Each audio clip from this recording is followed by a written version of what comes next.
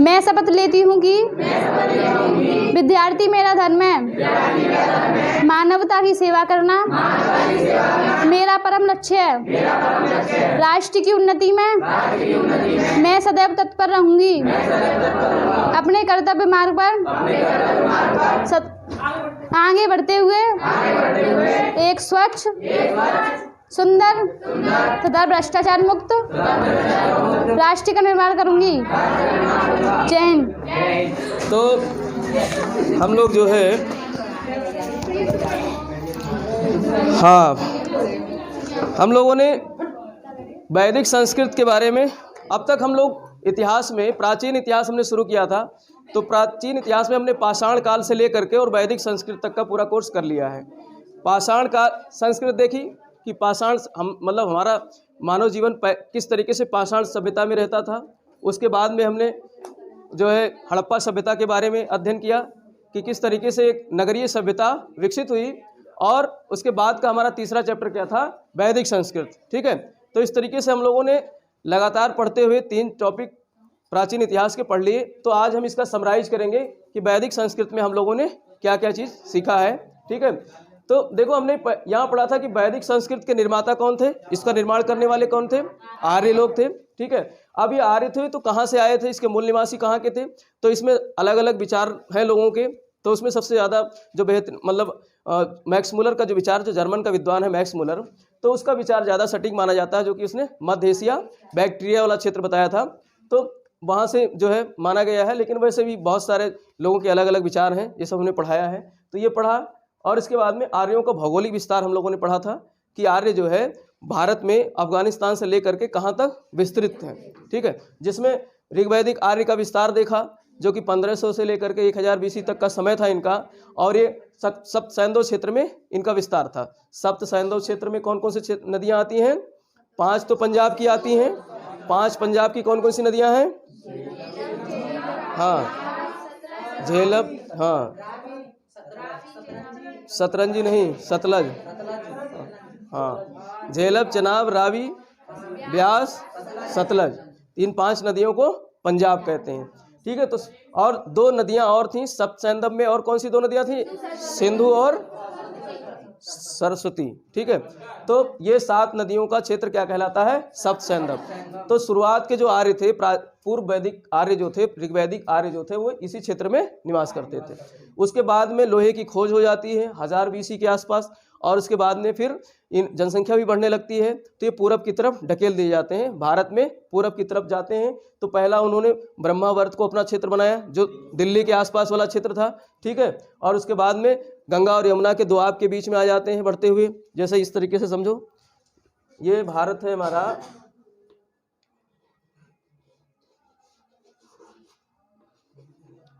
ये भारत है। ठीक है, ये वाला क्षेत्र तो सप्त सैंधव हो गया। ये कौन सा क्षेत्र हो गया, सप्त सैंधव हो गया। और इसके बाद में दिल्ली वाला क्षेत्र, ये कौन सा हो गया, ब्रह्मावर्त, दिल्ली वाला। और गंगा और यमुना का ये वाला दोआब हो गया, ये वाला। तो ये क्या कहा गया, ब्रह्म ऋषि देश। ठीक है, तो ब्रह्म ऋषि देश पे आए। फिर उसके बाद में यहाँ सदानीरा, गंडक नदी जो बिहार में है, सदानीरा जिसको कहते हैं, तो यहाँ तक ये फैल गए। और ये इस तरीके से ऐसे फैलते चले गए, यानी समुद्र तक आ गए थे, बंगाल की खाड़ी तक आ गए थे। तभी तो देखते हैं कि इनका व्यापार, समुद्री व्यापार भी था इनके पास। तो ये इस तरीके से पूरा ये इनका क्या था, भौगोलिक क्षेत्र था। ये पूरा भौगोलिक क्षेत्र। और इस पूरे क्षेत्र को क्या कहा जाता है, आर्यावर्त। क्या कहा जाता है, आर्यावर्त। तो ये आर्यावर्त यानी आर्यों की भूमि है, इसलिए इसको आर्यावर्त। उत्तर भारत का पूरा क्षेत्र क्या कहलाता है, आर्यावर्त। ठीक है, तो उत्तर वैदिक काल तक आर्य पूरे यहाँ तक फैल गए थे। इसके बाद में हमने कुछ वैदिक नदियों के बारे में अध्ययन किया। ठीक है, जिसमें अफगानिस्तान की भी 4 नदियाँ थीं, और पंजाब की नदियों को जो है क्या क्या कहा जाता था, सब आप पलट लेना पन्नों को। ठीक है, तो वैदिक नदियों के बारे में देखा। फिर वैदिक साहित्य के बारे में हम लोगों ने अध्ययन किया।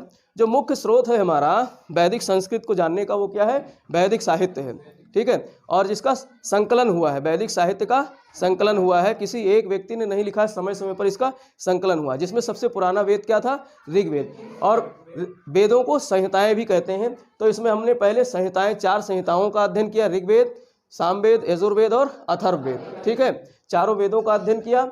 और चारों वेदों के जो है सबके ब्राह्मण ग्रंथ हैं, जिसमें ब्राह्मण ग्रंथ किसका नहीं है, ब्राह्मण ग्रंथ तो सभी के, आरण्यक नहीं है।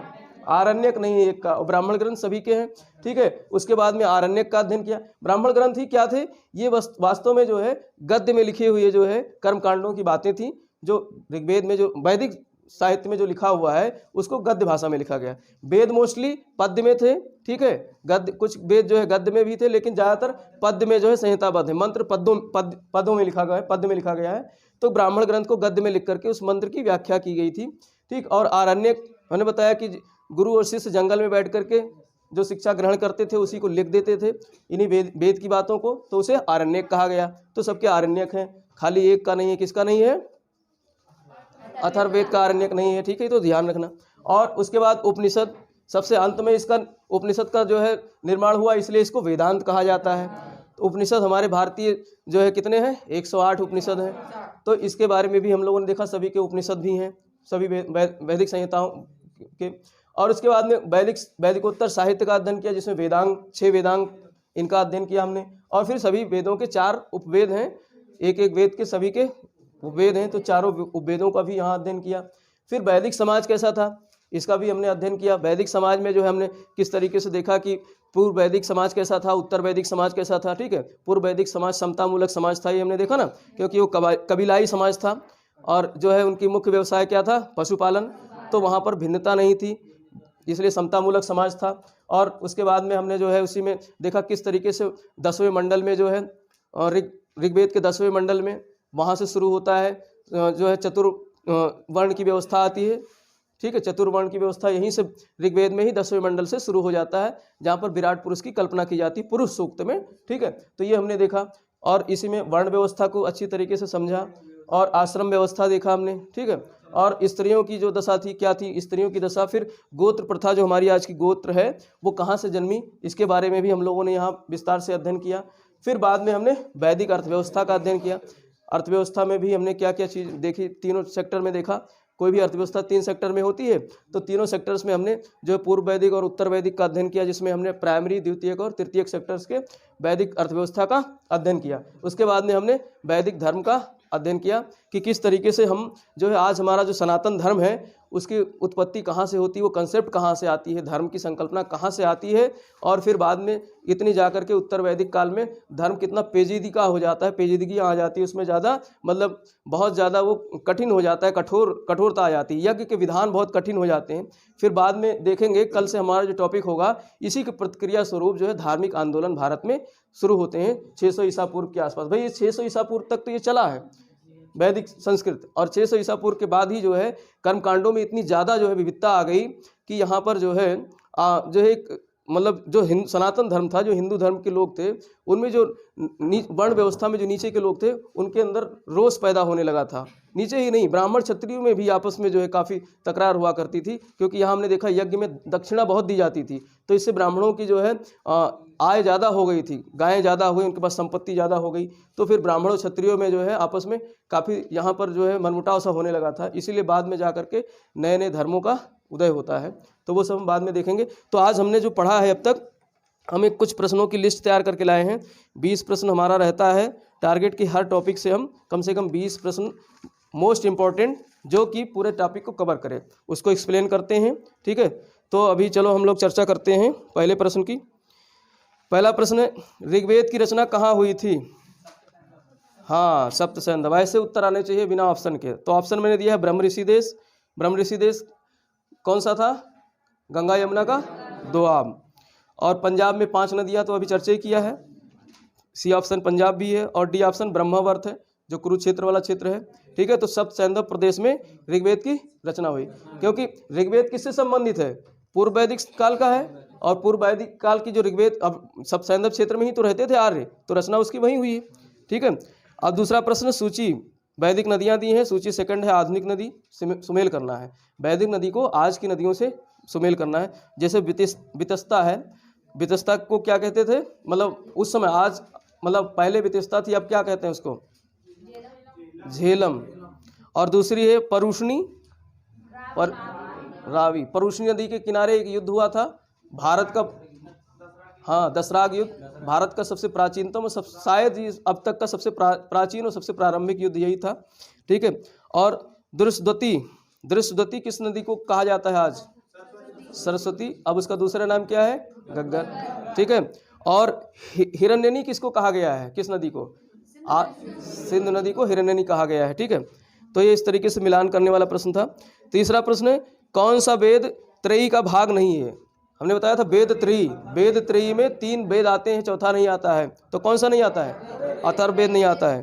तो इसमें ऑप्शन है ऋग्वेद, सामवेद, यजुर्वेद और अथर्ववेद। तो अथर्ववेद होगा। यही सब कंपटीशन में आते हैं। कितना हल्का है, जब पढ़ लोगे तो सब हलवा लगेगा। इसको रिवाइज कर लो ना तो बहुत सब हलवा हो जाता है। दशराग युद्ध का वर्णन ऋग्वेद के किस मंडल में किया गया है? ऋग्वेद के किस मंडल? 7वें मंडल में। ठीक है। अब नवा मंडल किससे संबंधित है? एक यहाँ पे प्रश्न आएगा इसके बारे में। इसमें ऑप्शन 9वां और 10वां भी दिया है, 8वां भी दिया है। तो 8वां मंडल उतना महत्वपूर्ण नहीं है, लेकिन 2 से लेकर 7 तक का मंडल क्या है? सबसे प्राचीन है। पहला मंडल, 8वां मंडल, 9वां मंडल और 10वां मंडल नवीन है, जिसमें 10वां मंडल सबसे बाद में संकलित किया गया है। ठीक है। तो जो 9वां मंडल है, 9वें मंडल में क्या व्यवस्था है? उसमें कर्म के आधार पर व्यवस्था बनाई गई है। ठीक है ना। एक व्यक्ति कहता है कि मैं कवि हूँ, मेरे पिताजी वैद्य हैं, मेरी माता आटा चक्की चलाती हैं। तो ये किस मंडल से संबंधित है? 9वें मंडल से। और 10वां मंडल किससे संबंधित है? उसमें पुरुष सूक्त आया है ना। हाँ, 10वें मंडल में जो है वर्ण व्यवस्था वहीं से दिखाई देती है, 10वें मंडल से ही, जिसमें पुरुष सूक्त के में कहा गया है एक विराट पुरुष होगा, मतलब ब्रह्मा है, जिसके मतलब मुख से जो है ब्राह्मण पैदा हुआ, भुजाओं से क्षत्रिय और जंघे से वैश्य और जो है पैर से शूद्र। तो ये कल्पना कहाँ से मिलती है हमको? पुरुष सूक्त से, 10वें मंडल के पुरुष सूक्त से। तो सीधे यहाँ से ये प्रश्न देकर पूछ सकता है। और 5वां प्रश्न है, वैदिक युग की सबसे प्राचीन संस्था कौन सी थी? वैदिक में हमने 5 संस्थाएं बताई थी वैदिक युग की। कौन सी? विदत। तो इसमें और कौन कौन सी संस्था थी? सभा थी। सभा का कितनी बार जो है उल्लेख हुआ है? 8 बार उल्लेख हुआ है। ऋग्वेद में सभा का कितनी बार उल्लेख हुआ है? 8 बार। और सभा किससे बनती थी? वृद्धजनों से और कुलीन लोगों से। वृद्धजनों से और कुलीन। जब कुलीन वर्ग से बनता था तो सभा को राज्यसभा भी कहा। आज के वर्तमान के राज्यसभा के समान थी सभा, यानी उसमें कुलीन लोग आते थे, पढ़े लिखे लोग आते थे। और राज्यसभा भी आज की पढ़े लिखे लोगों की है। ठीक है। और दूसरा है समिति। समिति कितने बार इसका उल्लेख हुआ है ऋग्वेद में? 9 बार हुआ है। ठीक है। और समिति को आज की किससे तुलना की जाती है? लोकसभा की, क्योंकि ये जनसाधारण की सभा थी। ये जनसाधारण की सभा थी उस समय की, इसलिए लोकसभा के समान है। और एक परिषद थी। परिषद किस क्या थी? सैन्य संगठन था। सैन्य संगठन था परिषद। ठीक है। और एक गण थी। एक 5वीं क्या थी? गण। गण में कुलीन वर्ग, जो राजा के रिश्तेदार और उनके ही घर परिवार के लोग, उनकी माता, उनकी पत्नी, ये सब मिलकर के गण का निर्माण करती थी। ज़्यादा महत्वपूर्ण संस्था नहीं थी। ठीक है। 6वां प्रश्न, निम्नलिखित कथनों पर विचार कीजिए तथा सही कथन का चयन कीजिए। 2 कथन मैं दे रहा हूँ, इस टाइप के प्रश्न आते हैं पीसीएस वगैरह में। ऋग्वेद में विष का 275 बार वर्णन है। क्या ये कथन सही है? दोनों सुन लो। दूसरा कथन, ऋग्वेद में जन का 170 बार वर्णन है। दोनों क्रॉस करके बना दिया है मैंने प्रश्न। ऋग्वेद में जन का 275 बार और विष का 170 बार। भरमाने के लिए ऐसे ही प्रश्न बनाए जाते हैं। ठीक है। तो ये अभी से तुम्हारा दिमाग उसी टाइप का तैयार कर रहे हैं कि आप जो है ऑप्शन देखकर समझ जाओ। तो इसमें इसके ऑप्शन आते हैं, केवल 1 सही है, केवल 2 सही है, 1 और दोनों सही हैं, और ना तो 1 सही है ना ही 2 सही है। तो कौन सा होगा इसमें? ना तो 1 सही है ना तो 2 सही है, दोनों नहीं सही है भाई। विष का 170 बार वर्णन हुआ है और हमने लिखा है विष का 275 बार वर्णन हुआ है, ये गलत हो गया। और जन का 275 बार वर्णन है, लेकिन इसमें हमने 170 लिखा है, तो ये भी गलत हो गया। तो डी वाला ऑप्शन इसका सही होगा। 7वां प्रश्न, इसमें भी सूची वाला है। हमने बताया था कि जो है सभी ग्रंथों के, जितने वैदिक ग्रंथ हैं उनके सबके जो है पुरोहित होते थे, जो मंत्रों का उच्चारण करते थे। ठीक है। तो एक तरफ सूची में ग्रंथ दिया हुआ, वेद दिया हुआ, दूसरी तरफ पुरोहित के नाम दिए हैं, क्या कहते थे? तो ऋग्वेद के पुरोहित को क्या कहते थे? होत्र या होता। सामवेद के पुरोहित को उद्गाता, क्योंकि सामवेद किससे संबंधित? संगीत गायन से, तो उद्गाता गाने वाला। ठीक है। और यजुर्वेद के पुरोहित को अथर्वयु। ठीक है। और अथर्ववेद के ब्रह्मा। ठीक है। तो ये प्रश्न यहाँ से बिल्कुल निश्चित आएगा। दरोगा में ऐसे ही प्रश्न पूछ लेता है। ठीक है। दरोगा की परीक्षा में, सिपाही की भर्ती परीक्षा में ऐसे प्रश्न आ जाते हैं। ऋग्वैदिक समाज का स्वरूप कैसा था? सुन लो पहले। समतामूलक, संयुक्त परिवार, सी में है ए और बी दोनों, और डी में है ना तो ए और ना ही बी। ऋग्वैदिक समाज कैसा था? ए में समता मूलक है, बी में संयुक्त परिवार है, और सी में है ए एवं बी दोनों सही है, और डी में है दोनों सही है कि नहीं सही है? भाई समतामूलक समाज तो मैं बार बार चिल्लाता रहता हूँ, ये तो था ही। और संयुक्त परिवार था ना, उसमें निप्त शब्द आया है, निप्त शब्द आया, निपृत शब्द आया, निपृत शब्द आया है। किसके लिए? कि नाना, दादी, दादा, पोता, नाती सब एक साथ रह रहे हैं ना, तो इसलिए संयुक्त परिवार था ऋग्वैदिक समाज। वैदिक साहित्य में शादी के बाद भी पढ़ने वाली कन्याओं के लिए किस शब्द का प्रयोग किया गया है? शादी के बाद भी जो कन्याएं पढ़ती थी उनको क्या कहा जाता था? साधो वधू। क्या कहा जाता था? साधो वधू। और ब्रह्मवादिनी कौन होती थी? ब्रह्मवादिनी जो आश्रम में रहकर आजीवन पढ़ती थी, आश्रम में रहकर के पढ़ने वाली आजीवन कन्याएं क्या कहलाती थी? ब्रह्मवादिनी। और वाहतु शब्द किसके लिए आया है? सी ऑप्शन में वाहतु, वाहतु। हाँ, वाहतु जो है ऋग्वैदिक समाज में, ऋग्वैदिक आर्य अपने पुत्री की शादी में जो दहेज नहीं कह सकते हैं, जो उपहार देते थे, जो उपहार देते थे उसको क्या कहा गया है? वाहतु। और यही उपहार बाद में स्त्री धन हो गया उत्तर वैदिक समाज में, और आज यही क्या हो गया? दहेज। दहेज। हमने दहेज की क्या परिभाषा करी है जानते हो? दहेज। हेज माने क्या होता है? धुंध। वो वाला हेज नहीं, हेज माने धुंध, जो दिखाई न दे। भाई दहेज तो ऐसा है जो दिखाई नहीं देता, बहुत सारा देना पड़ता है, उसमें कुछ भी मांग सकता है। ठीक है, तो अगला प्रश्न 10वां, वैदिक आर्यों द्वारा कमर के नीचे पहने जाने वाले वस्त्र को क्या कहा गया है? 3 प्रकार के मुख्य वस्त्र थे, नीवी और वासस और आदिवासस। तो नीवी कमर के नीचे, नीवी मतलब नीचे एक मिल गया, तो ऊपर वासस, वासस मतलब ऊपर, और आदिवासस मतलब लपेट करके चादर वगैरह, शाल वगैरह। ठीक है। 11वां प्रश्न, नित्य व अविनाशी आत्मा, नित्य व अविनाशी आत्मा पर यम और नचिकेता के बीच हुए संवाद का वर्णन किस वैदिक ग्रंथ में है? किस वैदिक ग्रंथ में है? इसमें जो है मैंने बताया था कि आत्मा अजर है, अमर है, न ये कभी मरती है, न कोई मार सकता है। इस पर नची और जो है इसका जो है यम का एक संवाद हुआ था। यम जो आचार्य थे उन्होंने अपने शिष्य नचिकेता को ये समझाया था, बताया था कि आत्मा अजर और अमर है, ये अविनाशी, कभी नष्ट नहीं होती है। तो इसका वर्णन किस वैदिक ग्रंथ में है? ऐतरेय उपनिषद में है, या कठोपनिषद में है, गोपद ब्राह्मण में है, या मुंडको उपनिषद में है? किस में है? कठोपनिषद में है। ये याद रखना, किस में है? कठोपनिषद में है। ठीक है, कठोपनिषद में ये जिक्र किया गया है कि आत्मा अजर और अमर है। और जो है ऐतरेय ब्राह्मण, ये ऋग्वेद का ब्राह्मण है। ऐतरेय ब्राह्मण किसका ब्राह्मण है? ऋग्वेद का है। और गोपद ब्राह्मण किसका है? अथर्ववेद का, अथर्ववेद का ब्राह्मण है। ये प्रश्न दोनों इनमें से प्रश्न आता है। ऐतरेय ब्राह्मण याद कर लो, ऋग्वेद का ब्राह्मण है, ब्राह्मण ग्रंथ हमने बताया ना।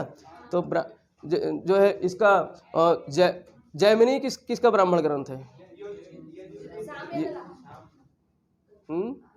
सामवेद का है जैमिनी। ठीक है। और कौशिकी और जो है ऐतरेय, ये 2 महत्वपूर्ण ब्राह्मण ग्रंथ हैं ऋग्वेद के। ठीक है। और सत्यमेव जयते कहाँ से लिया गया है? मुंडको उपनिषद से। ठीक है, तो ये चारों ऑप्शन थे इसमें। 11 प्रश्न हो गए। 12वां प्रश्न है, निम्नलिखित ऋग्वैदिक देवताओं को उनके कार्यों के साथ सुमेलित कीजिए। ऋग्वैदिक देवता हमने पढ़ाए थे वैदिक धर्म में, और उनके कार्य भी बताए थे कि किस नाम से उस देवता को जाना जाता है, क्या कार्य है। जैसे वरुण है, वरुण देवता जो है, अब इसमें ऑप्शन भी दे रहा हूँ, कई कार्य थे लेकिन एक एक कार्य मैंने लिखा है। ए बी सी डी ऐसे 4 देवताओं के, जैसे वरुण, पूषण, सविता और अरण्यानी। तो वरुण के सामने है ऋत का नियामक, पूषण के सामने वनस्पतियों और औषधियों का देवता, सविता के सामने प्रकाश देवता, और अरण्यानी के सामने जंगल की देवी। सभी क्या है? सभी सुमेलित हैं, सभी मिले हैं। ठीक है, इसको मिलान करना था लेकिन ये सब मिले हुए हैं। वरुण को ऋत का नियामक कहा गया ना, मैंने बताया था ना कि ऋतस्य गोपा किसको कहा गया है? वरुण को कहा गया है, क्योंकि ये ऋत का नियामक है। और पूषण वनस्पति और औषधियों का। इतना अच्छा से मिलान करके सब बता दिया था कि जंगल आएंगे, जंगल मतलब वनस्पति आएगी, फिर उससे जंगल बनेगा, तो जंगल से अरण्यानी बनेगी उसकी देवी। ठीक है, और सविता, सूर्य का भी बिल्कुल मैंने एकदम बिल्कुल जो है उषा से लेकर के और सूर्य तक का पूरा बता दिया था किस तरीके से उसके क्रम आते हैं। तो सविता जब मतलब प्रकाश देवता तभी होंगे ना जब सूर्य खूब चमकेगा, तो खूब चमकता तेज चमकता हुआ सूर्य को क्या कहा गया? सविता। ठीक है। और सविता हमारा जो कौन सा मंत्र है? गायत्री मंत्र है। गायत्री मंत्र किसको समर्पित है? सविता को समर्पित है। ठीक है, तो ये ध्यान रखना। और कौन से मंडल में है ये? तीसरे मंडल में है। पूर्व वैदिक आर्यों का धर्म प्रमुखता था। पूर्व वैदिक आर्यों का धर्म क्या था? भक्ति, मूर्ति पूजा और यज्ञ, प्रकृति पूजा और पूरा सुन लो। पहला है भक्ति, दूसरा है मूर्ति पूजा और यज्ञ, तीसरा है प्रकृति पूजा और यज्ञ, चौथा है प्रकृति पूजा और भक्ति। भक्ति कहाँ करते थे? यज्ञ भाई स्तुति पाठ करते थे। भक्ति का मतलब ये मीरा वाली भक्ति यहाँ आ गई, वो भक्ति थोड़े नहीं थी वहाँ पे। वो तो यज्ञ करते थे, शुरू से यज्ञ करते थे। और प्रकृति पूजा तो है ही है। यज्ञ में शुरू में क्या जो है बलि उसका चढ़ाते थे, साग वगैरह का, जौ वगैरह का। ठीक है, तो इस टाइप के प्रश्न आए कि यहाँ कॉमन सेंस लगाना है। ठीक है, अब ये जो इसमें सबसे उत्तम उत्तर छांटना है। भक्ति तो स्तुति पाठ में आ जाएगी, लेकिन सबसे उत्तम क्या होगा ये उत्तर छांटना है। ये कहीं से आया हुआ है, किसी पीसीएस की परीक्षा में, आईएएस की परीक्षा में आया हुआ है, वहाँ से प्रश्न है। किस वेद में सभा और समिति को प्रजापति की 2 पुत्रियां कहा गया है? अथर्ववेद में प्रजापति की 2 पुत्रियां कहा गया है। ठीक। और 15वां प्रश्न है, सूची 1 को सूची 2 से मिलाना है। इसमें उपवेद दिए हुए हैं और एक तरफ वेद दिया हुआ है। तो ऋग्वेद का उपवेद क्या है? आयुर्वेद है। इसमें जो है मिला नहीं है। और सामवेद का गंधर्व वेद किससे संबंधित है? गंधर्व वेद नृत्य संगीत से। और यजुर्वेद मतलब धनुर्वेद। यजुर्वेद मतलब धनुर्वेद। तो उपवेद धनुर्वेद है। अथर्ववेद शिल्पवेद। और 16वां प्रश्न है, आत्मा व ब्रह्म संबंधित दर्शन का वर्णन किस वैदिक साहित्य में किया गया है? आत्मा और ब्रह्म का वर्णन किस वैदिक संस्कृत में किया गया है? संहिता में, ब्राह्मण ग्रंथ में, आरण्यक में या उपनिषद में? मैंने पढ़ाते समय बताया था, उपनिषद में दर्शन की बात कही गई है। उपनिषदों में आत्मा और ब्रह्म की बात की गई है ना। उपनिषद सबसे लास्ट में आए। और जो है पहले तो ये भाई ऋग्वैदिक समाज क्या था? शुरुआत में बिल्कुल जो है भौतिकवादी समाज था कि जो कुछ अभी उसी को भोग लेना है। तो आत्मा ब्रह्म की ये बात ही नहीं करते थे। और उपनिषद सबसे बाद में आए हैं, तो उसी में तो बात कही गई होगी। तो उपनिषद में ये बात देखने को मिलता है कि वो दर्शन से संबंधित है। हम आत्मा और ब्रह्म क्या है? दर्शन है। ठीक है, आत्मा ब्रह्म अगर उसकी बात कर रहे हो, आत्मा और परमात्मा की यानी ब्रह्म की, तो ये दर्शन की बात हो गई, फिलॉसफी की बात हो गई। तो फिलॉसफी की बात कहाँ आती है? उपनिषदों में आती है। अब आगे हम लोग कभी चर्चा करेंगे उपनिषद पे, हम अलग से एक क्लास लेंगे तो पूरा चर्चा करेंगे किस तरीके से जो है हमारे जो मतलब उपनिषद पर जो टीकाकार हुए हैं, चाहे वो आप दयानंद सरस्वती जी हों या फिर आप जो है इनका जिन्होंने भाषण दिया था वहाँ पर, क्या नाम है, यूएसए में, क्या नाम है उनका, स्वामी विवेकानंद जी का, इन सब का क्या दर्शन है, ये सब इसी में उपनिषद से संबंधित है। तो इनका सब हम लोग अध्ययन करेंगे। तो ये 16वां प्रश्न हो गया। 17वां प्रश्न, किस प्रकार के वैदिक यज्ञ में पुरुष बलि की व्यवस्था थी? पुरुष बलि की व्यवस्था थी। अश्वमेध यज्ञ में, पुरुषमेध यज्ञ में, राजसूय यज्ञ में, चतुर्मास यज्ञ में?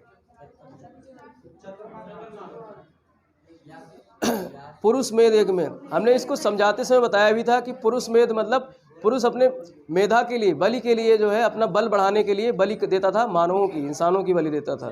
तो वो तो 600 साण वाली तो उसमें आती थी अश्वमेध यज्ञ में।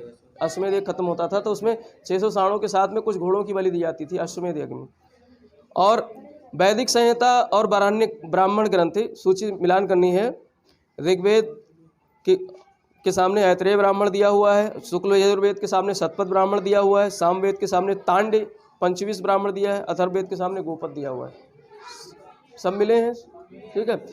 ऋग्वेद का ब्राह्मण ग्रंथ ऐतरेय और कौशिकी बताया है, तो ऐतरेय इसमें दिया है, सही है। शुक्ल यजुर्वेद या खाली यजुर्वेद भी आ सकता है, तो शतपथ ब्राह्मण इसका है, ठीक है। और सामवेद का तांडे है, तांडे, और जिसको पंचविश भी कहा गया है। अथर्ववेद का गोपथ है।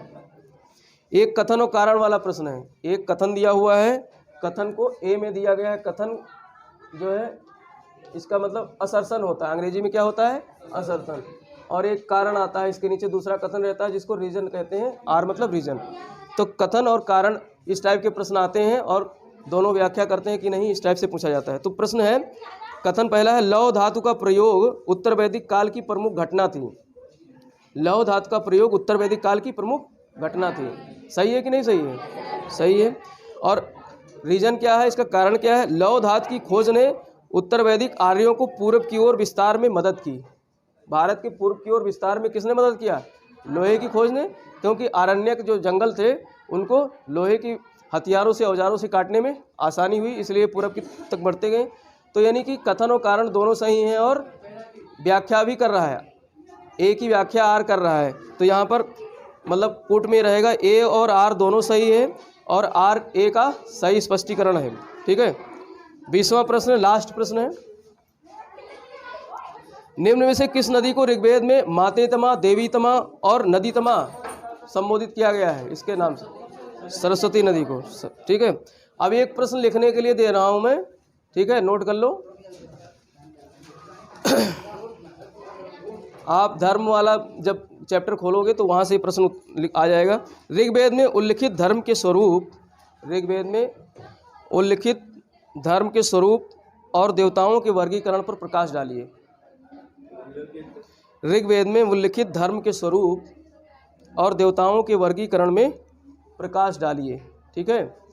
तो ये आपको जो है लिख करके,